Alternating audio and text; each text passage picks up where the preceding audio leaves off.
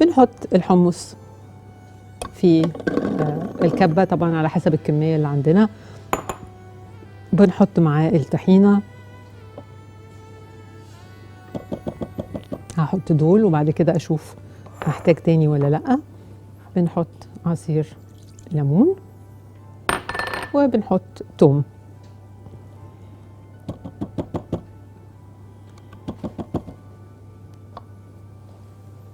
وطبعا بنحط شوية ملح، وبنبتدي نضرب. لو ضربناه كده عادي هيطلع لونه، خصوصا لون الطحينة بتبقى غامقة شوية، الحمص برضو لونه على بيج، هيطلع على بيج غامق. لكن لو حطينا معاه تلج، التلج ده بيخلي اللون بتاعه يطلع فاتح ويبقى ناعم. ممكن نحتاج ان احنا نزود كمية مية على حسب ما احنا عايزين، فانا عندي مية جنبي هنا لو احتجت.